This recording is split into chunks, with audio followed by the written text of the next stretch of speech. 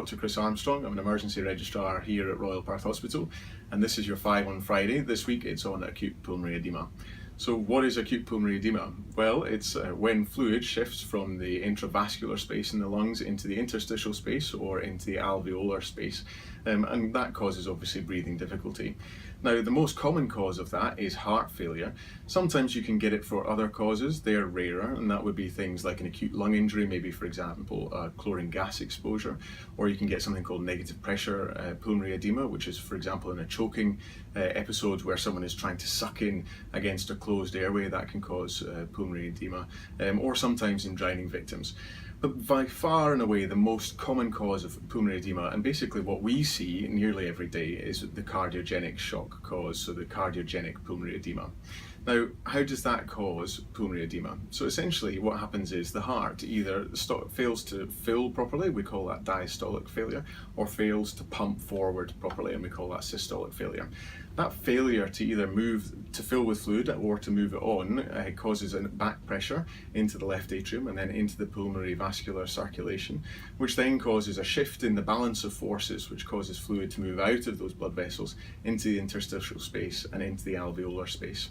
Now, why does that cause difficulty in breathing? Well, it causes your lungs to become a bit like a wet sponge, and as we all know, that means that it's difficult to move, and it causes an increased work of breathing. So the work needed by your chest wall to inflate those wet lungs is much higher, and that causes an increase in oxygen demand with those working muscles, which causes an increased demand on the heart, which then causes it to fail even more. So you get into this downward spiral.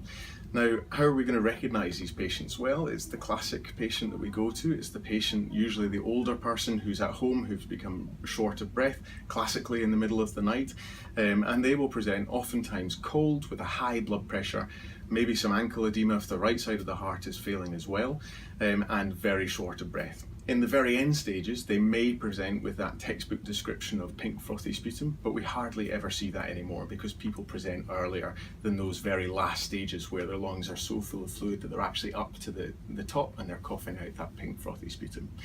So what are we going to do about it? Well, helpfully, like I say, most of these patients present with high blood pressure, so we can use GTN. What that does is it dilates the peripheral blood vessels, so reduces the resistance that the heart is having to pump against, and means that that fluid starts flowing on easier and it starts coming off the lungs. Now, there is some debate about whether we should use salbutamol or not. There is some evidence that there's some reversible component to the constriction of the airways. However, that's mostly caused by edema of those airways, and so salbutamol may have a minimal effect. It may also cause an increase in heart rate, which may cause the heart to fail further, so it's really a touch and go whether salbutamol will do any good. The main thing that we can do is apply high flow oxygen.